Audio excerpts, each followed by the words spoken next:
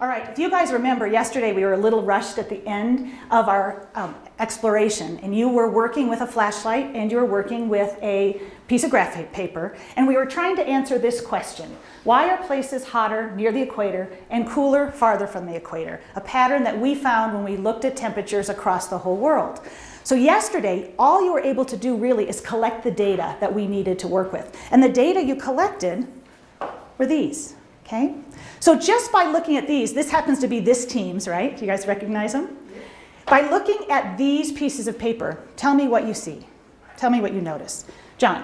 Where the white piece of paper represents the sun, represents actually the Earth when the sun is hitting it from an angle. So which one is the one from the angle? The longer one. This one, you say. And what makes... And that spreads the light out farther, and that decreases the temperature. And it actually decreases the intensity of the light over the entire area. So when you look at these two, you can see that this one is bigger than this one. Right. Okay. Did you have a bigger flashlight for this one? No. All right, you didn't have a bigger flashlight. So you say that the light was what on this one? The tilt of the Earth. But I'm just asking about this piece of paper right now. How did I get a bigger We image just here? tilted our graph paper, and we kept our flashlight pointing the same way. And the light ended up being bigger here. Right. So you've got an idea now about what happened when you were doing the experiment with the flashlight and with the graph paper. And it begins to, as Bridget suggested, it begins to maybe show you visually what the book was talking about when they talked about spreading out near the poles and being more in one spot at the equator. And so you're getting an idea now of what that looks like. Here's how scientists might represent that idea. Now I want you to look at this diagram carefully and someone tell me, just begin to tell me things that you notice about this diagram. What kinds of things is it showing you? Elena. Well, what I notice is the solar radiation or the rays of the Earth hit the Earth more directly on the equator.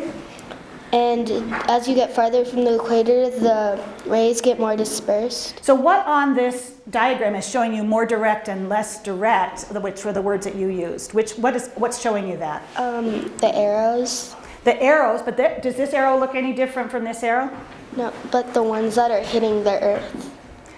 The ones that are hitting the Earth, so smaller arrows. Okay, so where do you see an angle? Come on up here, Elena, and show me where you see direct versus less direct.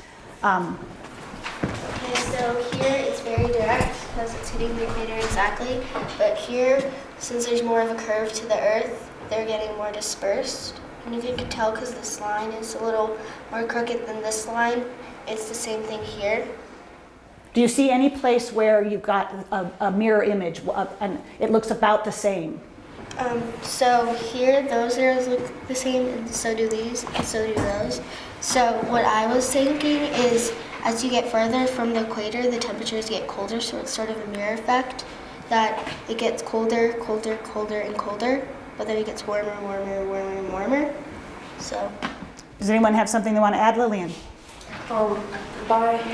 Up by the poles, it's much more slanted, but the arrow, it's still getting the same amount.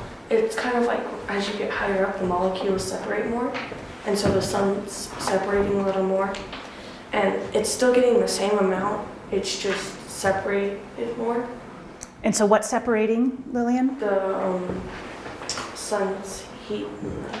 So when you see something up at the pole like that, what does that tell you is happening? If this were your graph paper on the whiteboard, what's happening to your sun or the flashlight here? What does that look like?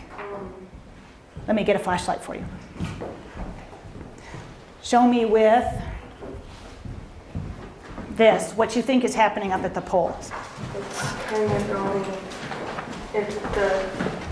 It's getting bigger, kind of like this one. Mm-hmm. And so it's bigger than just direct. So this is the equator and this is the poles. So if we were to look at the sun always coming from the same direction, move this instead of this for me. This for the poles, this for the sun. Okay. And then not as much kind of. In the middle. All right. So what I'm asking Lillian to try to picture is what we're really able to measure when it comes to looking at these. And we call something like this the angle of incidence.